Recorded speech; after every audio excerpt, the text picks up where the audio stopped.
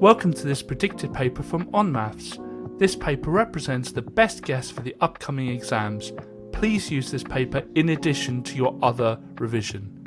You can complete a unique version of this paper by going to our onmaths site.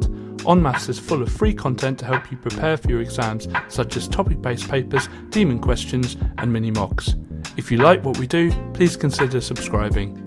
Enjoy! With this question, you just need to know the names of 3D shapes. This one is called a cylinder. There are 10 squares in total, so each square is worth 1/10. And if we count all of the shaded squares, we notice that in total there are 7 shaded squares. So that's 7 lots of 1/10 or 7/10. Congruent means that it's a shape that is exactly the same as another shape, but it can be rotated, translated, can be flipped around, but it's basically the same shape. So I imagine cutting it out onto cardboard and trying to fit it into the other shape. If it can fit, then they are congruent. So looking at the shapes, we've got some triangles, we've got some weird looking shapes, but I'm going to look at A and I'm going to draw A in. I'm just going to trace A. And what we can notice is if I manipulate that now, and if I bring it down to E, it kind of almost looks the same as E, but what I can do is actually just reflect it, and it's exactly the same as E. So A and E are congruent. So we're going to start by writing 5/9 as a decimal, and to do that we just need to do 5 divided by 9, which will be 0.5 recurring. And to convert between a decimal and a percentage, we just times by 100. So we're going to get that 0.5 recurring, and we're going to times it by 100, and that will equal 55.555 recurring. And to the nearest percent, that's going to be 56, because that 5 will move that 5 up by 1. So football is represented as a quarter of this pie chart. And so if there are 60 students altogether, we just do 60 divided by 4 to find a quarter of it, and that's 15. So there are 15 people who picked football. Whenever you have angles on parallel lines, you always draw out the letter in which they create. So we could have a situation here where the two angles create a Z like this, and those will be alternate. They could create a Z like this. That would also be alternate. They could create a C, which looks like that, and that would be interior, co-interior, or allied, depending on your preference. There could be a backwards C, again that would be interior, co-interior, allied. Or they could look like an F. Now there are several Fs, about 4 Fs that they could look like. There's the F like this, there's the same thing but backwards, and there's the upside down versions. So you have the ones that go out this way, and the actual one we've got here, if I don't move that, the actual one we've got here, which goes inward like that. Seem to be moving things. Let's try that again. So with all the F angles, we know that they're corresponding. Now, how do we figure that out? How do we remember that? There's loads of different ways. The way I remember it is I remember corresponding for corresponding. I remember alternate for alternate, and then either co-interior, interior, allied, I just remember as the other one. So interior, I just remember as the kind of C one, the other one. And so with this question, we've got x is equal to 73 because of F angles, and I just remember corresponding. So the word I write down isn't obviously corresponding, but corresponding. And it sounds silly, but I've remembered that for all my years teaching. I used to get corresponding and alternate mixed up. That was the way I remembered it, and I've never had an issue with corresponding alternate angles again. So whatever method you have, just to help you remember which one to pick, obviously have a method in advance of the exam, and then when this question comes up, you'll be more than happy to pick the right one. To find the average rate of petrol usage, which I'm just going to call rate, what we're going to do is we're going to get the distance travelled by the car, and we're going to divide that by the amount of fuel used, so the volume of the fuel used. So the distance was 135 kilometres. The volume of the fuel used was 9 litres. We do 135 divided by 9, which is 15. So it's 15, and this was in kilometres, and this was in litres. So it's going to be 15 kilometres per litre. So if we look at the graph, this point here is it's the biggest. This one comes close, but it's not the biggest. So the biggest would be this one. And if we draw a line down from there, now we might think that it's enough to say Q4, but actually there's two Q4s here, so we must state the year as well. So Q4 in the year 2000. Rate is always something over time. So in this question, we can work out the rate as being the pay, or the final pay, or whatever, over time. Now we're asked what the time is, so we're just going to put the time on the left hand side, and we're just going to swap the rate and time over, so it would just be pay over rate. The pay is £180. The rate is £12 an hour. So it'd be 180 divided by 12, which is 15. So it'll take 15 hours. A side elevation is the view you'd get if you were standing at the side of a shape. So I'm standing here, and it's the view I'll get. Well, it would be this trapezium here.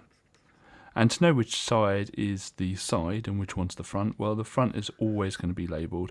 They do normally label the sides as well for you. So we're going to draw this trapezium. So the top bit is 3, then it's 6, then it's 8. So I'm just going to start off with the bottom, actually. That might be easier. And draw the 8 across. 1, 2, 3, 4, 5, 6, 7, 8. Then I'm going to do the 6 up. 1, 2, 3, 4, 5, 6. Looks like I left just enough room.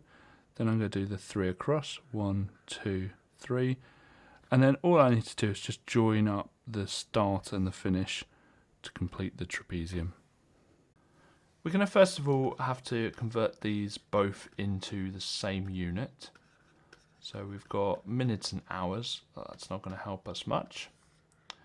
So what I'm going to do is pick the smaller unit, which will be minutes. So I'm going to keep that 50 minutes. And I'm going to convert 3 hours into minutes. That would be 180 because we times by 60. And I'm going to just remove the minutes now. And I can first of all divide by 10, and we want to try and make it nice and simple for ourselves. So divide by 10 would be 5 to 18. And we look at it, 5 and 18, actually there's nothing further we can do with that.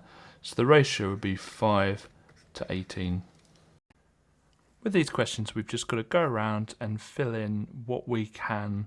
And there's going to be some numbers like this one here we can't fill in yet. So we're going to have to be strategic in the order we do it. I'm going to first of all look here and notice that the total of girls and boys is 29.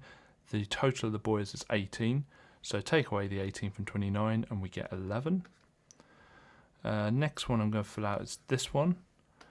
Notice that the total for the green is 15, total for the boys who's picked green is 12, and therefore for the girls it's going to be 3. Then looking around, what's the next thing that we can fill out? We can fill out this one, because the total for the boys is 18, green is 12, blue is 1, therefore we've got 5 left over. Then we can fill out this one, 2 plus 5 is 7. Then we can fill out this one, so 2 plus 3 is 5, then plus another 6 would be 11, and then 6 plus 1 is 7. So we're going to track the amount of eggs to make the amount of, or to make each amount of omelette. So 5 eggs makes 17 omelettes. And we're just going to find out how much is required, how many eggs is required to make 1 omelette. So we divide that by 17, divide both sides by 17. And so 1 omelette would be 0.294 blah blah blah eggs. Next we want to see how many for 67 omelettes. And to get to 67 from 1 times 67, so do that to the amount of eggs, and we get 19.705 blah blah blah. Now you can't get 0.705 of an egg, we always round with eggs, and we always round upwards, because if you need 19.7, 19 won't be enough, so we need to pick 20 eggs. There's a formula we use for this, and it is percentage change is equal to the amount that's changed over the original amount, and all of that times 100%. So how much has changed here? Well, we need to do 10,488 take away 10,254, so that would be 234. Divide it by the original, so the original was 10,488 because it's decreased from that amount, and then times by 100%. And so that's going to be 2.23%. To find the angle marked x, we first of all need the formula that the sum of the interior angles is equal to the amount of sides the polygon has, take away 2, and then times by 180. So this has 14 sides, so it's 14 take away 2, which would be 12 times 180. And then when we do that on the calculator, we get 2,160. Now that's the sum of them, so that will be all of them added together. So to find out what x is, we just need to get that 2,160 and divide it by 14. And that's going to equal 154.285 blah blah blah blah. And it says it wants it to round it to 2 decimal places, so that's going to be 154.29. In this question we've got euros and we've got pounds, and we're told that £1 is 2.23 euros. And we're trying to get to understand what 2,676 euros is in pounds, and we're going to do that by finding out what €1 is and then finding out how much 2,676 are. So to get from 2.23 to 1, we divide by 2.23, and we're going to do that on both sides.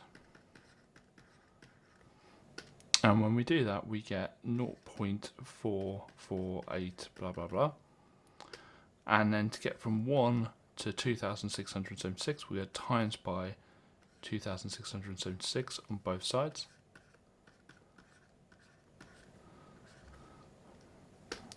And when we do that, we get £1,200. So 2,676 euros is £1,200. The first piece of information I'm going to focus on is the fact Denver gets 8/19. Denver gets 8/19. That means that Engel and Fido together must get 11/19 because they have to add up to 1. So we're only looking at 11/19. I'm going to focus on the ratio next of angle to Fido. So it's 9 to 5. And let's have a look and see, well, first of all, how many parts there are altogether. So 9 plus 5, which is 14 parts. So there are 14 parts in total, and the share that they get is 11 over 19. So what I'm going to do is find out what fraction one of those parts is worth by dividing 11 over 19 by 14. So each part is worth, and I'm just going to keep this into my calculator, 0.041 blah blah blah. And we're asked to find Fido's share. Well, Fido has 5 parts. So Fido has 5 parts, each of them worth 0.041 blah blah blah. I've kept it in my calculator to keep the accuracy, and when I do that I get 0.206 blah blah blah. Now we're asked to work it out as a percent, so I'm just going to times that by 100. So we have 20.676 blah blah blah percent, and it wants it rounded to nearest percent, so that would be 20%. Or actually it would be 21%, because this would round it up, so 21%. So we've got to first of all find out what the gradient is for our graph. So we're just going to pick 2 points and draw a triangle between them. So I'm just going to pick this point here and this point here, and there's no reason I picked those, just pick those at random. And we look at how far it's going to cross. So it's gone across 10. How far it's gone up. So it's gone from 24 to 36. So it's gone 12 up. And to work out the gradient, which you can call n, or you can just write out the word gradient, it's change in y over change in x. So how much has y changed over how much has x changed? So y is this one here, so it's changed by 12, and x has changed by 10. So it's 12 divided by 10, which is 1.2. Now a gradient represents the amount of change in the y per one change in the x. So for every 1 mile we travel, we're going to go up, it's going to cost 1.2 more. So the interpretation that we give for this context, because this is about taxis, is that the taxi will cost £1.20 or 120 pence per 1 unit on the x per mile. And that's true for the gradient for any context. It's for every one of this, how much of this increases, how much the y increases by. So we can see that the first 4 of these have already been plotted. Now it's really important that you you do the coordinate the right way around. So the first one is number and then algebra.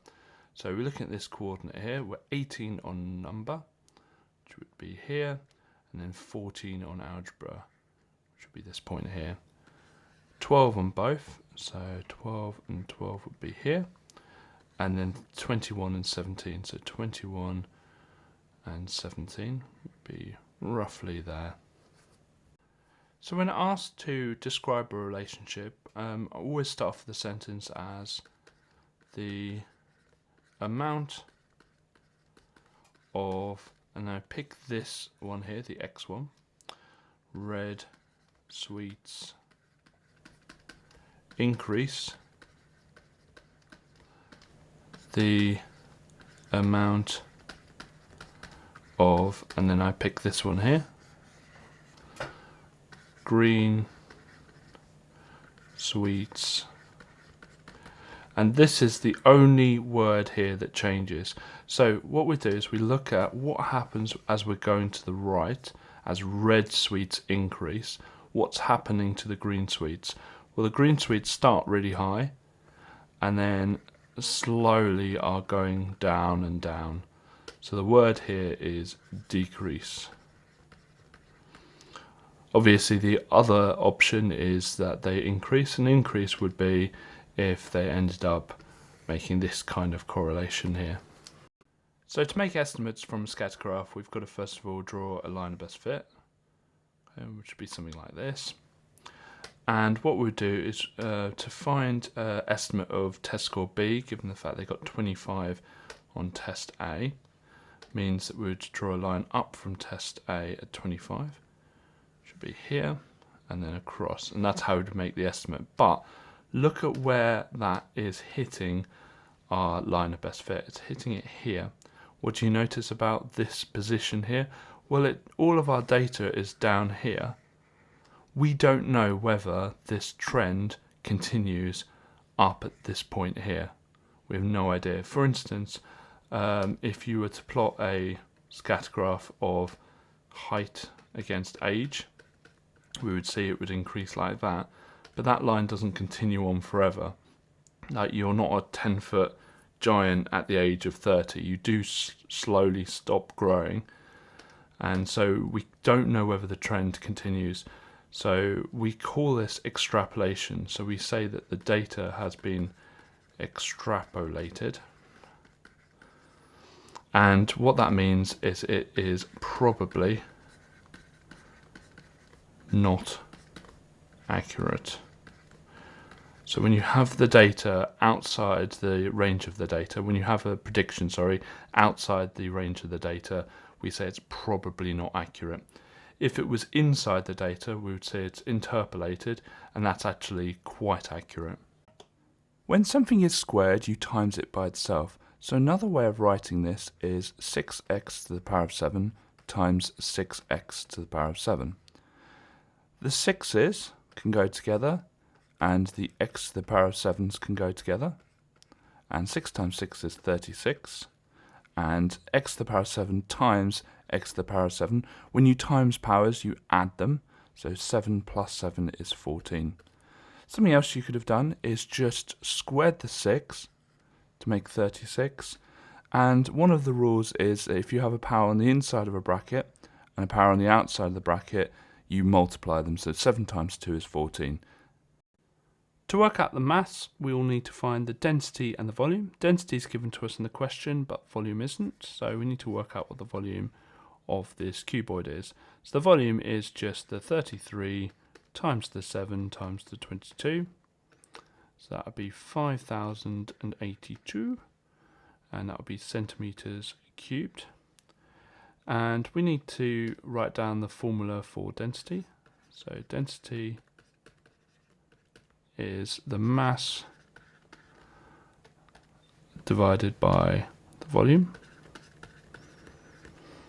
So rearrange this to get mass on its own, because that's the thing we're looking for. So mass equals density times volume.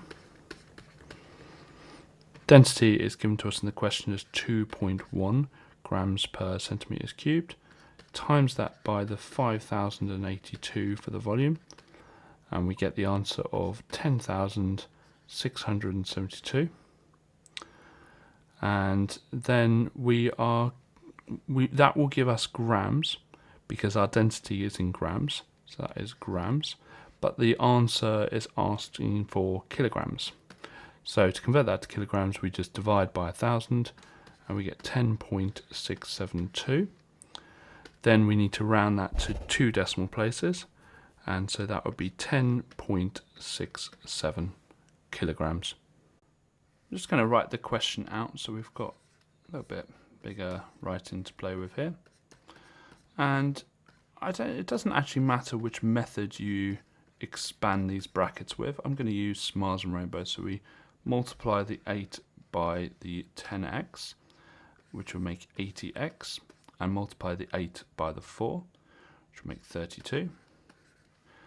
Now here we've got a minus 5 on the outside, so we do minus 5 times 8x, which is minus 40x, and minus 5 times minus 4, which is actually plus 20. And a lot of students will write take away 20 there, but that is a minus 5 on the outside of the brackets there. So it's minus 5 times the minus 4 there will give you a plus 20. Then 80x take away 40x, which will give us 40x. and 32 plus 20, which would be 52.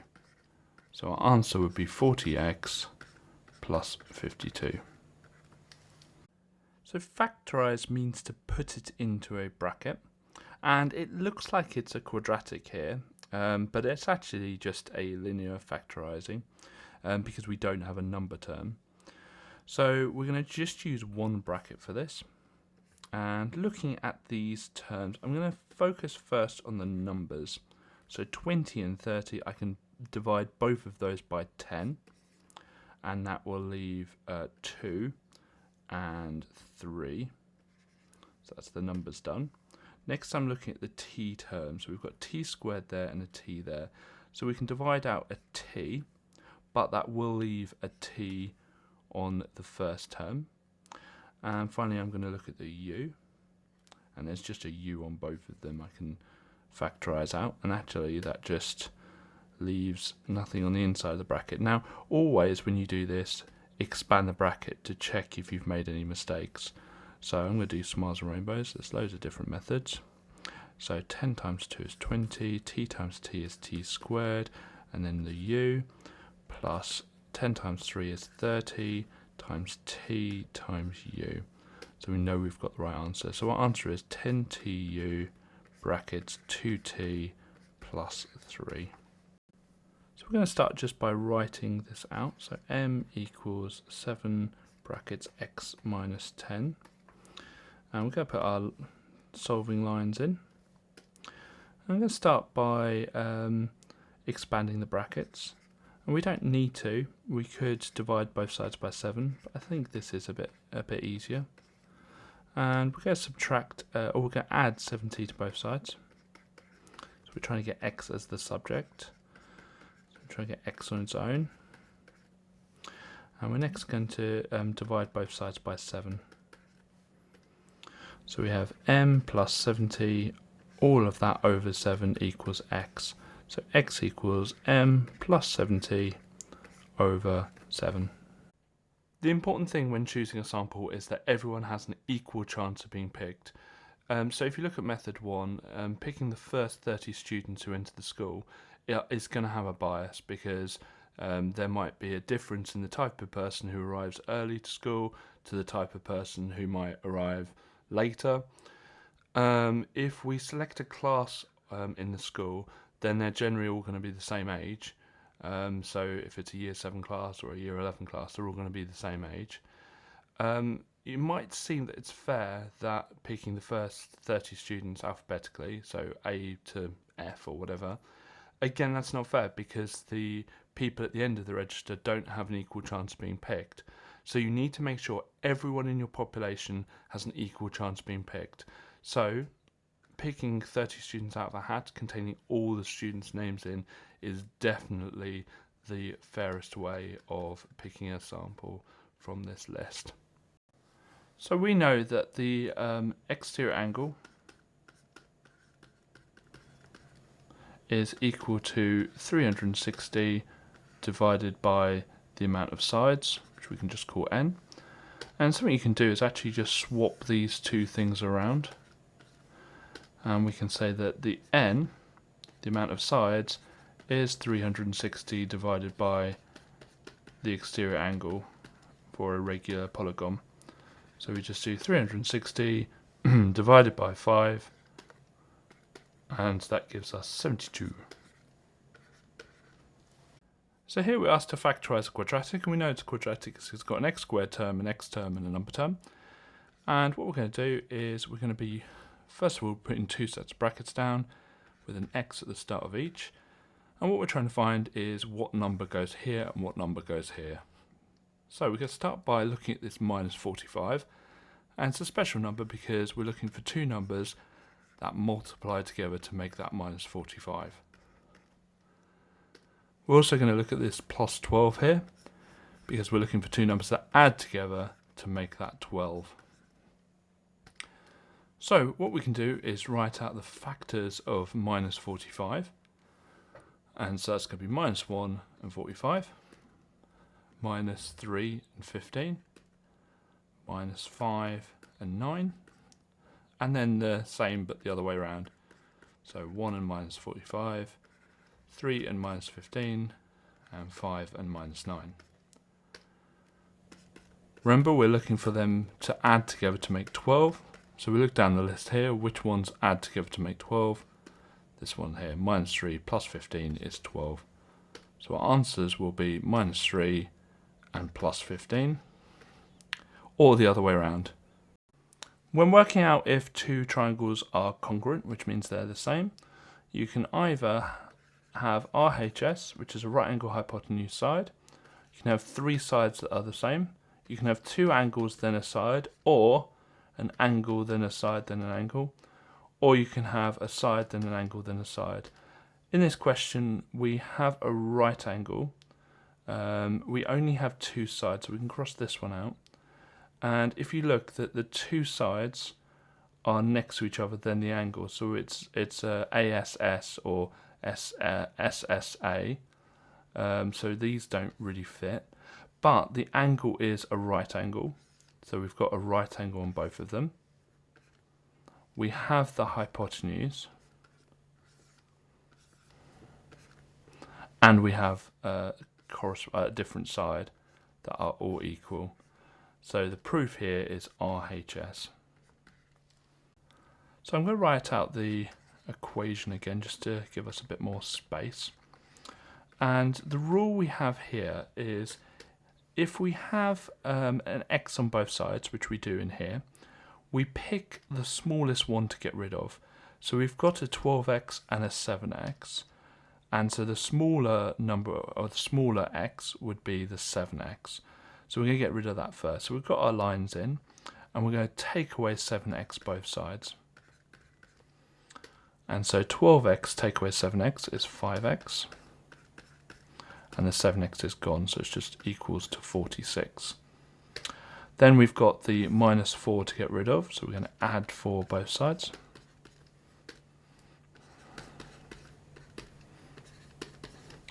And then we've got this times 5 here, so we're going to divide 5 both sides. So we've got x equals 50 divided by 5, which is 10.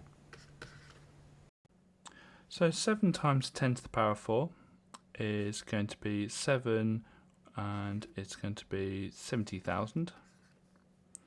And 9 times 10 to the power of 7 will be 90 million.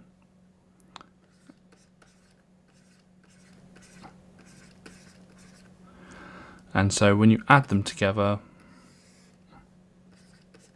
you get 900700000.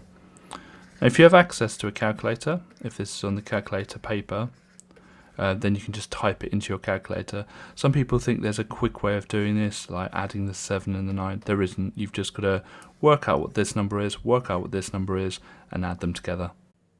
So in this question, we are told that the centre of enlargement is at 6, 4. So let's just put across there. And what I'm going to do is just draw ray lines from the centre of enlargement, and we're just going to go through each of the corners of our shape A.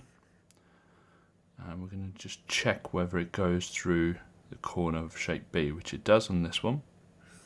Let's just keep going. Yeah, it does on this one.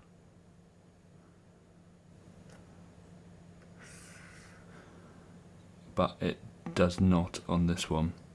So it says find the coordinate of the vertex of shape B that is not correct.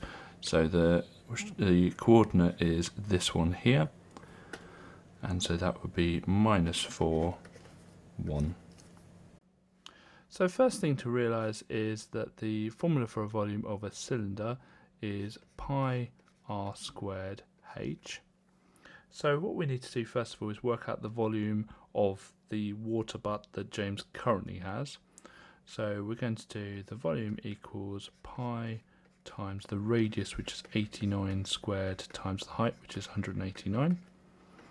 And when we do that, we get 1497069 lots of pi. And I'll keep this in terms of pi just for simplicity. Now, what we want is we want the volume to stay the same, so we're going to keep that as the volume, 149 7069 pi. But we want the radius to change. So instead of the radius being 89, we want the radius to be 103. So times 103 squared. And we're trying to work out what the height is. Okay, so first thing we can do actually is just cross off the pi's from both sides. Actually, we don't really need them at all. And then we can get our solving things in, our solving lines, and we can divide both sides by the 103 squared.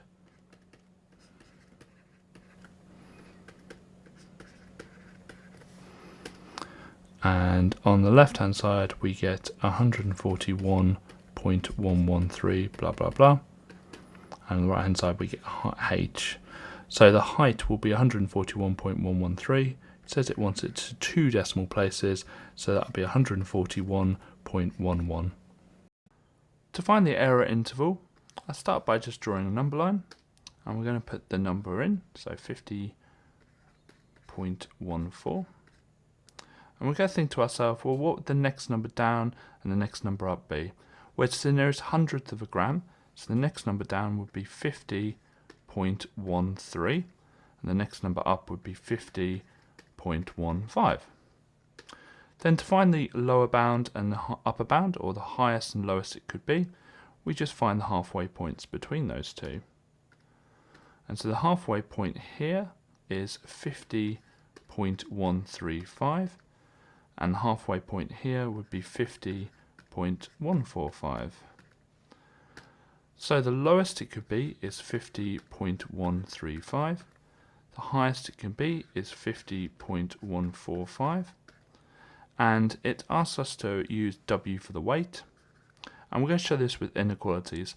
Now it can be 50.135, so it's larger than or equal to 50.135, but it can't be 50.145 exactly, otherwise it would round to 50.15, so we don't put the line underneath the inequality. Okay, so we're going to start off by working out the multiplier, and we're told, we always start off with 100%, we're told that the compound interest rate is 1.6%, so we're going to add 1.6% to the 100%, and it's going to be 101.6%. Okay, make that into a decimal by dividing it by 100. So we're just going to divide that by 100, and this will give us the decimal or the multiplier. So the multiplier is 1.016, and so anytime we want to increase something by 1.6%, we just times it by 1.016. Now, we're told that we start off with 2,400, that's our original amount, and to find out what it's going to be in the savings account at the end of the first year, we just times it by the multiplier, 1.016. But we're told that it's for 7 years that it's going to be in there. So we then times it by 1.016 times, or easier way of doing it is 1.016 to the power of 7. When we do that, we get 2,682.052 blah blah blah, and because it's money, we round to the nearest pence, so 2,682.05. There are 2 outcomes that will end up with the athlete hitting one hurdle, and that will be jump hit here and hit jump here. If they jump both hurdles, obviously, or if they hit both hurdles, that's not them hitting one hurdle. So to work out the probability of ending up with jump and then hit, what we're going to do is we're just going to multiply those 2 probabilities together. So 4/7 times 1/10 should be what, 40/70. And do the same with hit jump. So hit and jump will be 3/7 times 10/13. So 3/7 times 10/13, which will be 30/91. Now here's the problem, we've got 2 fractions, we've got 2 probabilities. We've got the probability it will jump and hit, and the probability it will hit and jump, or the athlete will. And we're looking at the probability of this one or this one. And the word or in probability means add. So we're going to do 4 over 70 plus 30 over 91. And using the calculator, that gives us 176 over 455.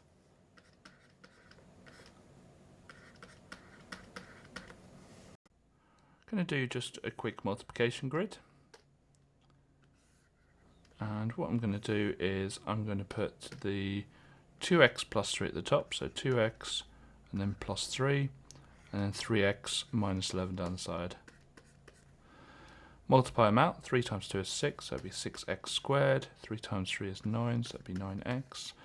Minus 11 times positive 2 will be minus 22x, and then minus 11 times positive 3 will be minus 33. Get them all together, so we've got 6x squared plus 9x, because that is a positive, minus 22x minus 33, and we can see here that the plus 9x and the minus 22x are like terms, so we can add them together to make minus 13x, and that's our answer. So our answer is 6x squared minus 13x minus 33.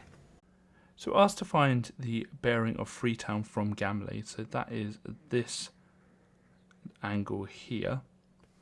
And so what we're going to do is we're going to find this angle, and this will obviously be 90 degrees because the hiker walked west, and it's against the west line and the north line, so it's definitely 90 degrees.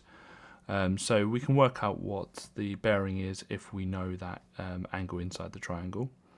So we're going to start by labelling the sides. Well, we've got a 90 degrees here, we've got a hypotenuse here, we've got the adjacent here next to the angle, and we've got the opposite, which is across from the marked angle. Here we're not using the hypotenuse, so we can cross that out, and we can do our SOHCAHTOA. And the only one that doesn't have the hypotenuse is TOA, and so we're doing tan x equals the opposite, which is 49 over 98. Get our lines in, and we're going to do the inverse tan to both sides.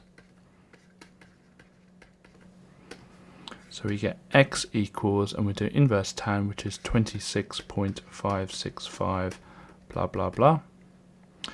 Okay, so we know that the whole of the way around up until this point is 270 because we've got this 90 degree left.